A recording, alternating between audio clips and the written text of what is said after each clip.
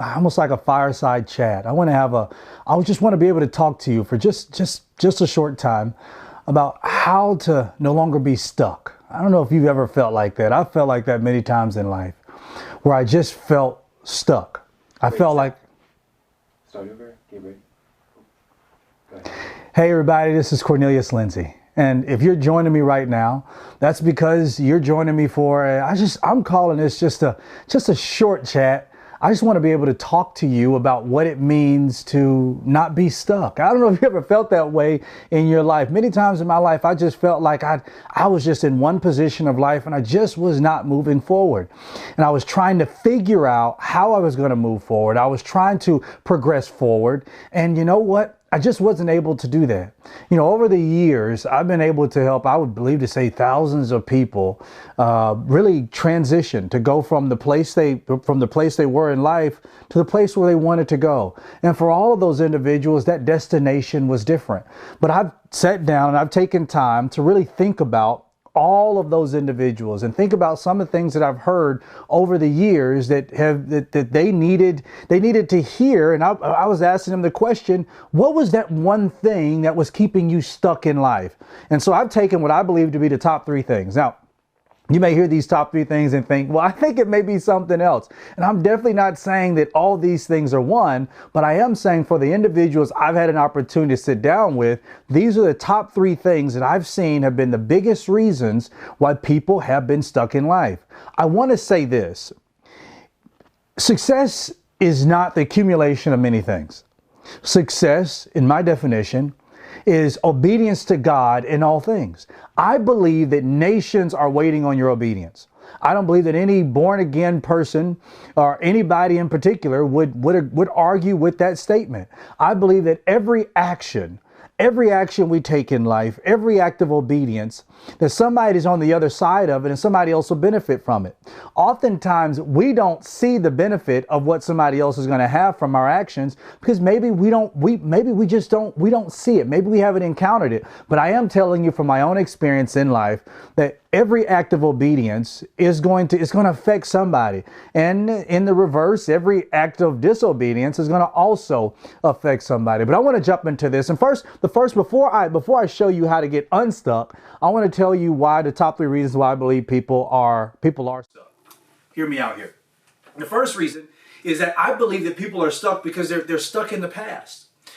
I meet so many people who are allowing for past hurts and past pains and past situations to keep them stuck.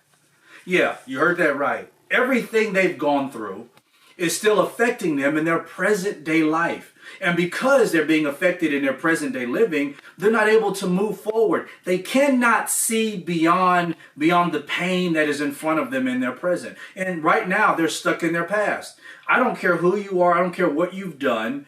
If you cannot flee, run, and get away, whatever it is you got to use, if you can't get away from what's happened in your past, maybe it's something that somebody said to you, maybe it's something that somebody said about you. A lot of times I've heard people tell me, they said, Cornelius, I feel stuck in life because of the words I've heard people say. And the words they heard people say, they were so hurtful that you believe them. I've learned over life, it's not necessarily what people say to you that matters, but it is when you believe it. That's when it matters. It's not the fact that somebody told you you'd be a failure. That's not when it mattered. When it mattered is when you believe that you'll be a failure, and you took that on as a piece and a part of your identity. Being stuck in the past is a problem, and it's a big problem that you have to get over. Whether or not it is living with unforgiveness towards somebody, whether or not is not being able to commune or be relational with other people, whether something has happened in your past and you're not able to have those good connections, those bridges that I like to call them, the bridges that will take you from where you are to where you need to be, because maybe you have trust issues or things like that. You're stuck in your past and you're not able to move forward because you're stuck in that. Oftentimes, people who are stuck in their past, they cannot seem to get over the idea of something that they did not do. I've seen that a lot. because maybe they did not do the thing that they thought they should have done years ago. I actually had somebody ask me the question. They said, Cornelius, do you feel like my destiny will be delayed, or that my success will be delayed because I did not do what I think I should have done sooner? And that's a resounding no. I don't believe that it will be delayed, so to speak, but I do believe that the longer that you sit on the regret of what you did not do is the longer it's going to take you to really get to where you're supposed to be. At some point, you have to realize that the past is going to always be the past. And if you're going to move forward into your future, you have to let the past go. No matter how bad the past was, forgive the person, forgive yourself, and you have to move forward. The next one, which is I believe is a big one.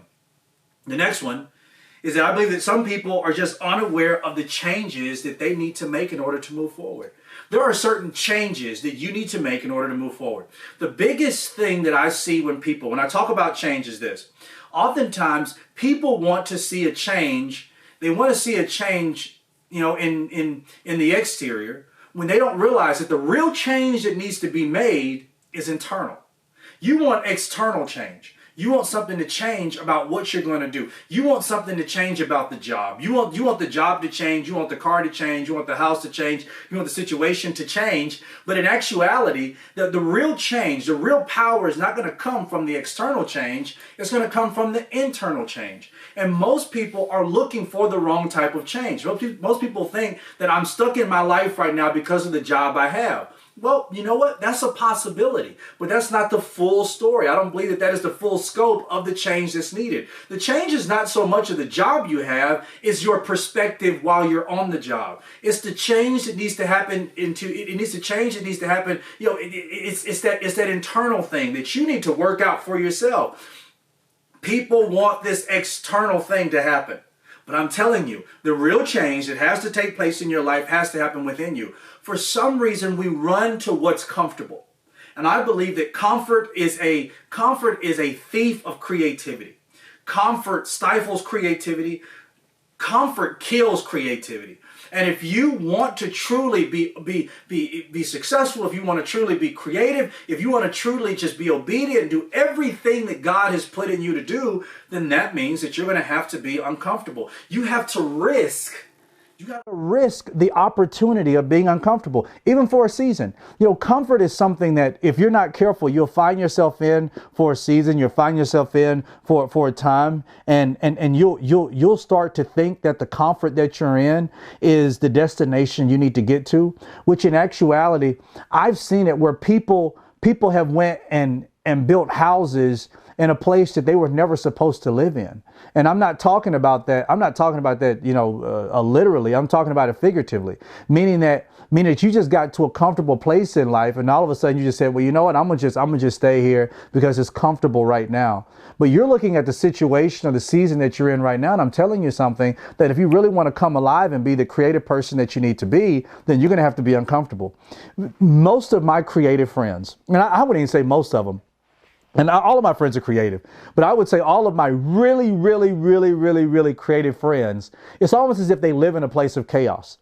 Some of the best actors that I've ever seen, some of the best actresses that I've ever seen, they're extremely creative in their artwork, but it's as if in their head they live in this state of chaos. It may not be the chaos that's around them, but it's the chaos that's within them, because it's that place of discomfort. I have some really creative friends, and when one guy, when he loves to draw, he loves to paint, but he loves to paint in times of chaotic situations, because that's the time that his creativity, that it really begins to flow. And a lot of people don't want to be uncomfortable for a season so that they can allow for creativity to come out of them. And you may be saying, I hear what you're saying, brother, but let me tell you something. I've been uncomfortable for a very long time.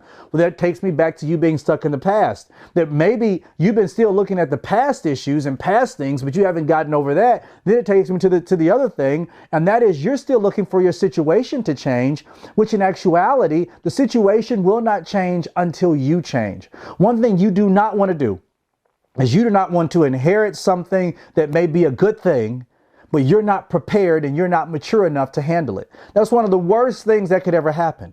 You know, you can pray and you can ask God to give you all these great things that you think that you deserve. But the only problem is if you're not mature enough to handle it, then you're not going to be able to sustain it. So you have to be at that place of saying, you know, I really want real change. And if you want real change to get unstuck, then you need to make some changes. And I'll tell you a bit later how we can make some of those changes. I think the last big reason is that you have to define your why. You have to define your why. Society focuses on the what. When you were younger, I'll prove it to you. When you were younger, you were asked, what are you going to do when you get older? You know, where do you want to work? You know, society focuses on the what. It focuses on the where. You know, where do you want to live? It focuses on all those things. You know, how are you going to do it? All those things. But oftentimes we don't ask the most important question, and that is, why do you want to do it? I mean, next time you see a little kid and you say, you know, what do you want to do? I want to be an attorney. Why do you want to be an attorney? Well, because attorneys make a lot of money. Well, you know what? While that may be a good enough reason for you to want to do it, you know, you really have to ask yourself a question. Is that a reason, is that a why that is going to be sustainable to take me to where I'm supposed to go? Most of the people who I know that are stuck are people who have not defined their why. It's almost like, you know, it's like if you can get the image of the carrot that is dangling in front of the horse. The carrot, the horse is running because he's trying to reach the carrot that's out in front of him. A lot of us, we have lost the carrot. We've lost what's in front of us. We don't have the why anymore. See, when I'm a pastor. So if I ever forget that my why is to glorify God and I know that my why, my family, our mission is to gather people together to hear the word of God so they can go out and they can share it with other people. Whenever I forget my why, then when I get burned out, I'll want to quit. It's easy for you to quit things when you forgot your why. And I know a ton of people who've quit a lot of things because they don't have a why anymore. You don't have a why. You have a lot of whats. And I see a lot of people who are like, so what can I do to make an extra $100 a month? What can I do to do this? What can I do? What can I do? So I find people who are they're trying to go drive cars, or they're trying to be delivery people. They're trying to do all these things, and nothing's wrong with all that stuff. But you got to really sit down and ask yourself, why do I want to do it? I had a guy, he said to me, I want to be a pastor. Why? Why do you want to do it? Why? Is it something that captivates you by seeing the man or the woman on the stage? Is it something that captivates you about being a type of leader? Why is it? Why do you want to do it? Is it about reaching the people? Is it about reaching the lost? Is it about really coming into a knowledge of who God is for yourself so that you're able to share that in a transparent way with somebody else? What's your why? Really think about it. What's your why? Most of the people who I know who are stuck right now, they don't have a why. They have a lot of whats. Well, I'll go to college and I'll become an attorney or I'll become a doctor and I'll do all these things. Well, that's a lot of whats. But you keep quitting everything because you don't have a why. And you don't have a why that's big enough for you to be confident in and for you to sustain. You don't have that. And it's time for you to really identify what that why is. What is that why? Well, Cornelius, I'm stuck right now. Well, you know what? How did the carrot, what happened to it? What was the vision that God put in front of you, that God said, this is what I want you to do. This is what I want you to accomplish. These are the things that I have for you. I sense right now, I feel like there are people who are watching this and they're saying, well, you know, I hear what you're saying, but I don't feel like I see what that thing is. I really have never known what that is. A great indication of where your purpose lies is usually found in the things that frustrate you the most. You know, I believe in this statement, and I say this statement to all of my leaders. Leaders don't complain about what they have been called to fix.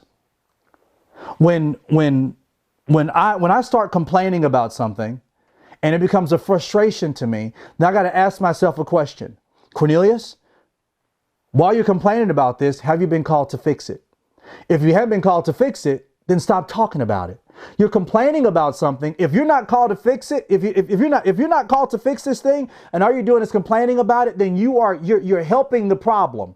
You're not building anything. You're not helping with a solution. But when a leader sees a ditch, a leader builds a bridge, because a leader recognizes that if I see this as a problem, if I see the hole for myself, and if I know another generation, the next generation is coming behind me, they're going to see the same hole, then I want to sacrifice myself to do what? To build the bridge that is needed to go to the next level. So you're saying you're stuck right now, and more than likely, the reason why you're stuck is because you're selfish. It's because you're only thinking about your own life. Can you finally get your eyes off yourself long enough to think about somebody else? Your why needs to be bigger than you. It can't just be for your house. It can't just be for your car. It just can't be for what you want for you. It has to be, no, my why is so big that my why, I think about people. You think about the kids, you think about the young girls, you think about the young boys, you think about the families, you think about the divorced parents, you think about the broken homes, you think about the established homes, you think about the rich, you think about the poor, you think about people. And it has to be bigger than you, because if not, then you'll just sit in your house by yourself, constantly wondering, why can't I do this? I just feel like I'm not going anywhere in my life. I feel like I'm just doing the same old thing. I don't feel like I'm doing anything. That's number one, because you're not growing. You're stuck in the past. You're not growing. You're not really making any change because you're not bettering yourself. You're not investing in the things that are important, because nowadays, most people spend more money. They invest more money in the external than they do the internal. It shows me something when I know that your closet is larger than your library. When you have books, it tells me that you're a reader. That means that you're bettering yourself. But if I walk in your closet and if I see more Jordans, or if I see more Kohans, or if I see more whatever shoes, and I see more suits, I see more shirts, then I see books. I mean, you go around my house, you'll see books all over the place, and every book that you see, I've read. And the whole point of that is this, is that if you're not bettering yourself, if you're not learning, if you're not growing, then that means that you're decaying. You're not getting better. I had somebody, they were laughing earlier. They were saying, Cornelius, it just seems like when you sit down that I can give you a subject and you can preach on. I can preach a 30-minute message on one subject. You want to know why? Because I've read the books. I've studied it. But it's about really bettering yourself. And the reason why you're stuck where you are right now is because you've been stuck in the past. You've been looking for the wrong type of change. You've been looking for external change. And the last piece of that is that you don't have your why. Or you have a why, but it's not big enough. It's not big enough. Now, I want to give you some ways to get out of this, and then I'm done. Here's the thing. Now, how to get out of your past. How to get out of your past. A really big one is either forgive yourself or forgive somebody else. I don't know what they said about you. I don't know how they talked about you. And you know what? Honestly, I don't care. At some point in your life, you have to stop caring about what other people have said about you. And I know that what they probably said to you, I know that it probably hurt you. And I am not dismissing the hurt. But I do want to talk to that very vulnerable place in you that is constantly going back to what other people have said. The worst type of bondage that any person can have is people bondage. Because people bondage is just a very cute saying for idolatry. What you're telling me is that you value the words of people more than you value the words of God. If God has said he loved you, and if he sent his only begotten son, Jesus Christ, to die on the cross for your sin, if he's done all of that and shown himself to be faithful to you, then doesn't that let you know that you're worth it? So why are you still concerned about what somebody else said? Maybe an ex-husband, or maybe a child, or maybe a parent. Let that stuff go. Let that stuff go. And for some people, It may mean seeking professional help. Now, I'm one of those preachers. I'm one of those pastors who believes in being able to go sit down and talk with people. I believe in that wholeheartedly. I also believe in having spiritual covering. I believe that having a good spiritual covering is a part of you helping to escape your past. I believe you being in healthy community helps you to really escape your path and escape that, whatever that past that has kind of held you. And when I say spiritual covering, what I'm talking about is, if you're not part of a local church, you need to be. And you need to be an active participant within your local church, wherever that is. You need to be in a local church. You need to have a pastor. You need to have somebody who's looking over your soul, who can pray over you, who can believe God with you. You may say, "Well, I have a pastor, but the pastor doesn't know me." You know what? There's some people in my church who I may not know your name, but when I see your face, when God brings your face up to me in prayer, then I'm praying for you. I may not know everything you're going through, but you know what? There is no temptation that has happened unto man that God doesn't know about. So when I'm praying that God covers the people in the church, I'm praying that God covers you too. You need that. You need spiritual authority. You need a spiritual covering. But if you're stuck in the past, it's time for you to either forgive yourself or forgive somebody else. I want you to by faith, I want you to just tell yourself right now, man, I forgive me. I forgive myself for not going after the business. I forgive myself for not taking the job. I forgive myself for not doing whatever it is that I thought I should have done that would have propelled me further faster. I forgive myself for that. Or some of you need to say, you know what, I forgive. And I want you to say the person's name. I forgive them. And you know what, I hope that does something in you. Hope that really does something in you. And if you're holding on to that, let me tell you something, man. God so loved us, and he so loves us, that he is faithful and just to forgive us of our sins when we confess them to him. That's how faithful and just he is towards us. And if God is that way towards us, then what gives us the right to hold any resentment to what anybody has ever done to us? Forgive them, and let's let it go so you can now break free from whatever you've been stuck in. Number 2. Embracing the change. I want you to work to better yourself in anticipation for a better situation. I'll say that again. I want you to work to better yourself in anticipation for a better season. Now, I don't want you to be in a place that you're not able to handle. I don't want you to arrive to a place in life that you're just not ready for. That's why it's so important that you really work on the internal change. You work on character development. You work on developing, patience and gentleness and love and faithfulness. And I mean, just little things like, I know you may not like the job you have right now, but can you just be faithful on it? Maybe you're stuck where you are at your job right now. You may be wondering, why does everybody else move up further, faster than I do? And I'm trying to just get a promotion at the job. Maybe I'm trying to get a promotion at the company. Number one, maybe the fact that you're constantly coming in late and you're just not doing the job you're supposed to be doing. Maybe that's a big reason why. The number two, maybe the promotion is not something that you need in your life right now. Maybe you want the promotion because you want more money. But more money is going to take you away from your family. More money is going to take you away from your time with the Lord that you've been thanking God that you have. More money is going to probably pull you into a bigger thing of debt because you're going to have more money. And maybe that's not something that you need right now. Maybe you don't need that right now. I know you probably want it, but maybe that's not something you need. And that's okay. That's okay. But I want you to really focus on internal change. For some of you, that means very practically, that means getting some good books. I love reading good books on self-development. I love reading good books on leadership. I love reading good books on discipleship. I have a wide range of books. Here just recently, I was reading books on therapy. I read a wide range of books because it's important for me to constantly stay sharp, to constantly grow. And there are a lot of authors out there who I just believe have some amazing material. I love John Maxwell.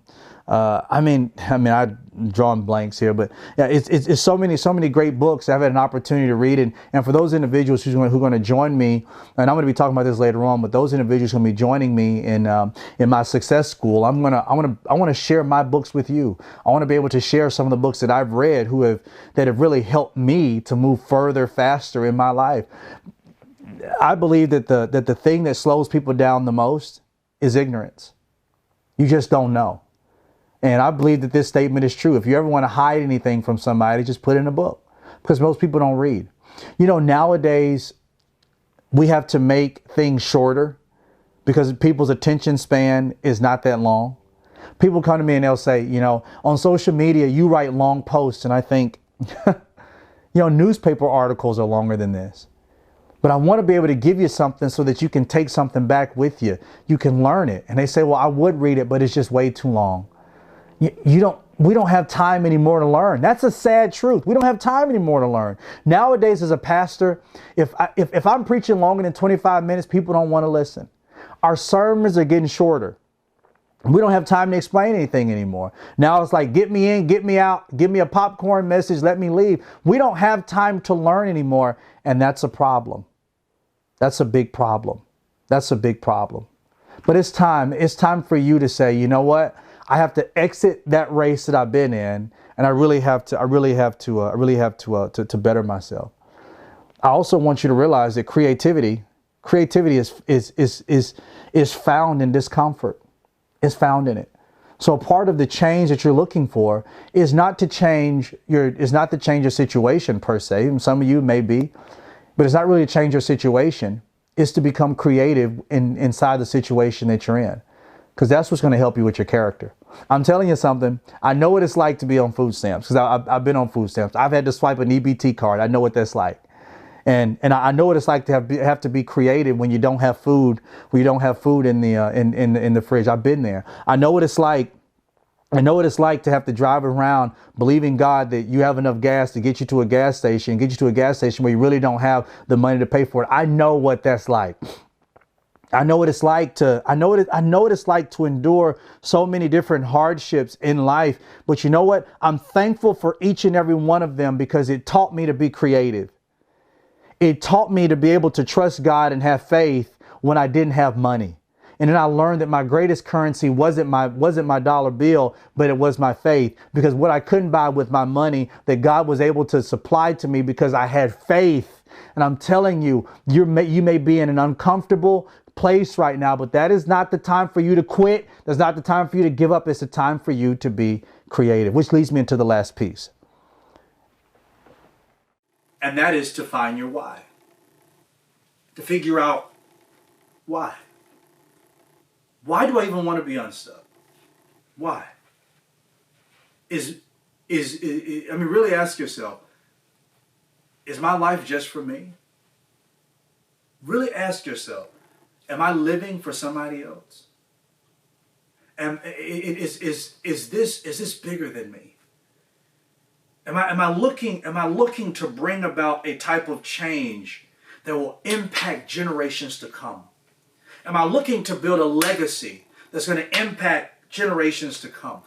In thinking about the situation or the example that I gave with the carrot in front of the horse, I always envision and imagine the horse chasing the carrot, because the horse is hungry for what he's chasing.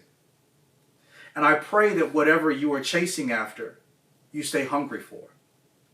Now, that can be two different ways. If you truly allow for God to define your why, then what you stay hungry for is what you'll continue to chase after. And when God defines your why, then you won't stop when it gets hard. Paul says, I was snake bitten, I was beaten, I was shipwrecked. I did all these things, but you know what? His why was so much bigger. So he counted all as nothing. All these things that I went through all of this stuff, but I counted as nothing. All for the glory of Jesus Christ. Isn't that amazing? His why was much bigger than his life. And that's what I need you to find. I need you to find your why. Maybe your why is Or maybe you feel stuck in your life right now because your why can't even get you up out of the bed on time. I need you to find a why so big that the next time you want to oversleep, you can't. I want you to find a why so big, that you cannot sleep in the bed. It's almost as if, God, you got to help me to go to sleep because my why is too big. There are people out there who need me. There are people out there who are waiting on my obedience. Nations are waiting on my obedience. You need to find a why that's big enough. And if you're going to find that, I would hope that you find that soon. For some of you, that means taking some time and spending some time in prayer. God, what does my why need to be? Maybe for some of you, you look around at all the things around you that frustrate you. These things frustrate me. It frustrates me when I see this. It frustrates me when I see, nobody taking care of the homeless. It frustrates me when I see people, not taking care of the elderly. It frustrates me when I see people not taking care of the orphans. It frustrates me when I see things happening in the world and nobody's doing anything about it. It frustrates me when I see that. We don't need your complaints. We need your leadership. And if you have been called to fix it, then we don't need you complaining about it. We need you doing what it is you were called to do. And that's to fix it. And I just believe that if you're frustrated about it, it's because God's called you to fix it. There's so many things in my life that I wanted to give up on. So many things in my life I wanted to give up on. The only reason why I haven't is because my why is so big. And my why is much bigger than me. And my why will outlast me. And because my why is so big to me and so important to me, I teach my why to my children. Because I want my children to know that our why is when we stand before our Lord and our Savior, that we can hear, well done, thy good and faithful servant. That we stand in front of our Lord and Savior, that He can know that we did not just waste our life away, that we used it for His glory, that we did what He called for us to do. That's a why that's bigger than you, and you need that. Maybe you just need somebody right now to just tell you this.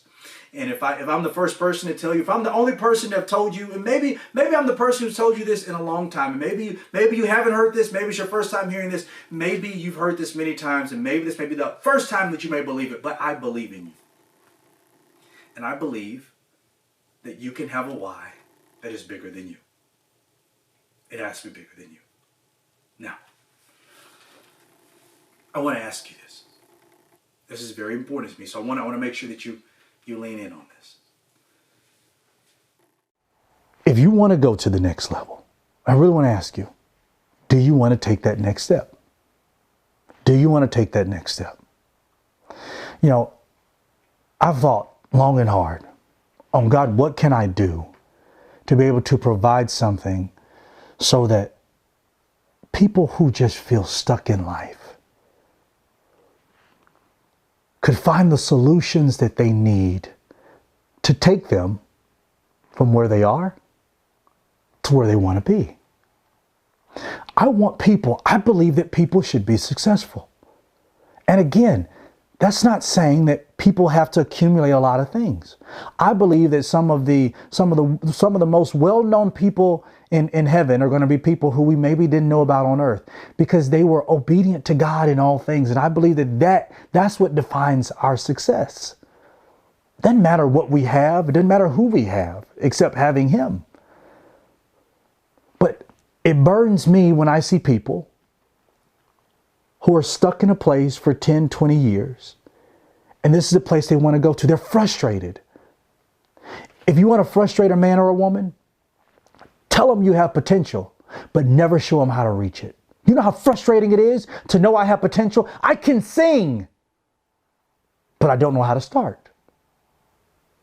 I know I'll be a great business owner. I don't know where to begin. I see other people doing it. I know I can do this, but where do I start? If you answer the question and you say, I want to go to the next level, I want to go to the next step, I have something I've created. And I believe that it can be a blessing to you. It's called the Strategy School. And it's called the Success School. the Success School. And the whole point of the Success School is to help you with strategy. It's to help you to understand that strategy is needed in every area of your life. I just finished my book and it's going to be released in June, and it's called Success is Strategic.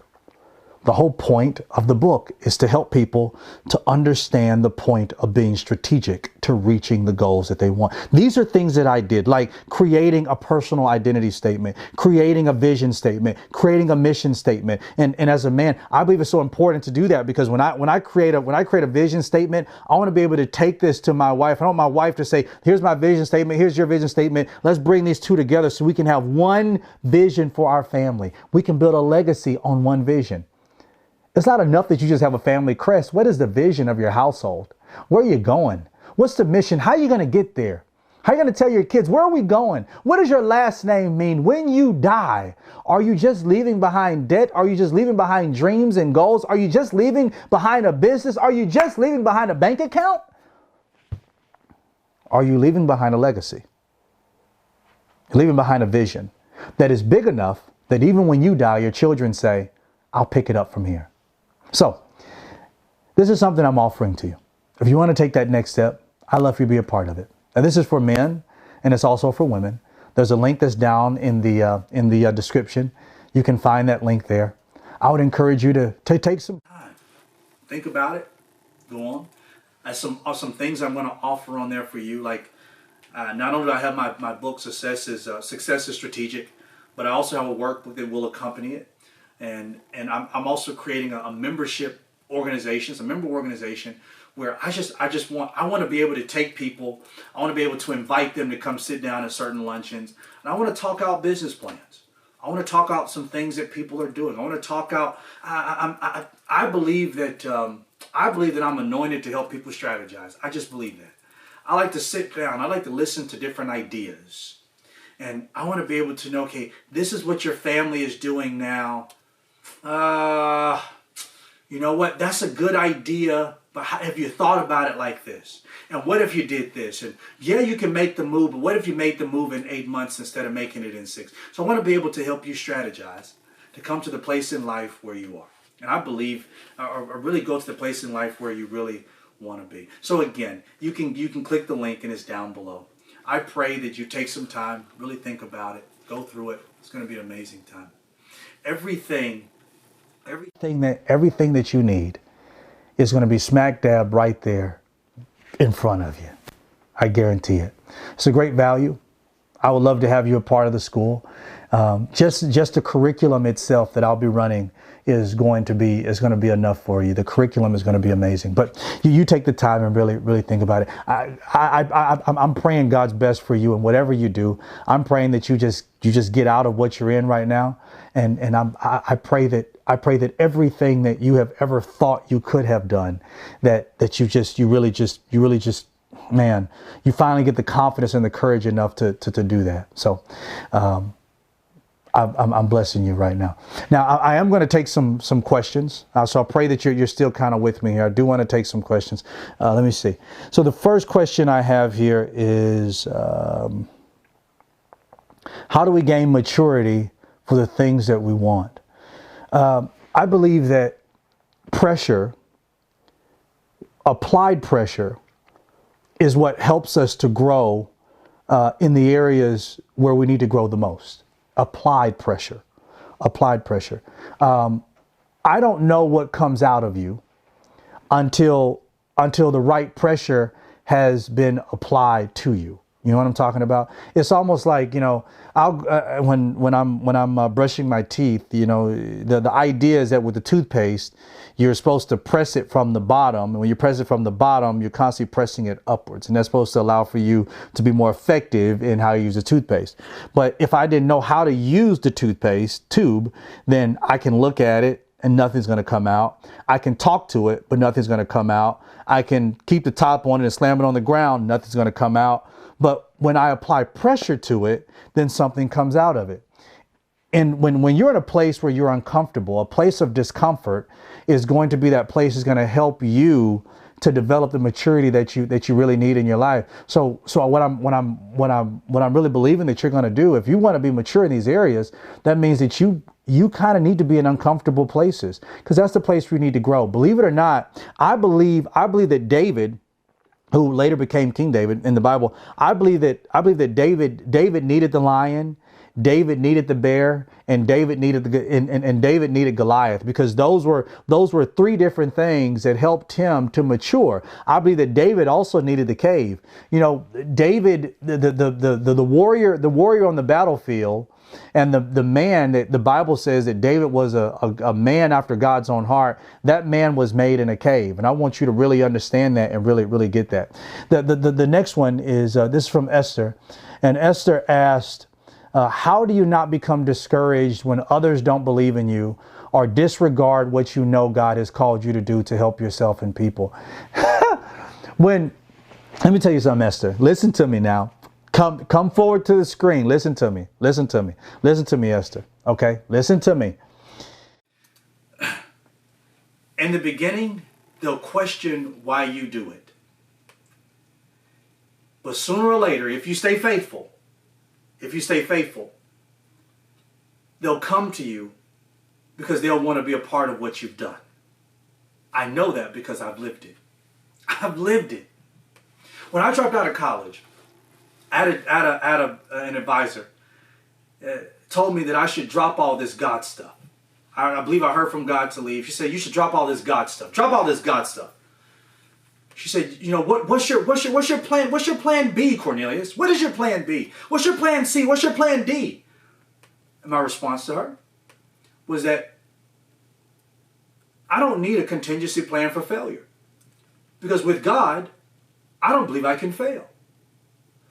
I had to come to a place in my life where my why was much bigger than the responses or the cares of other people. Because here's the thing.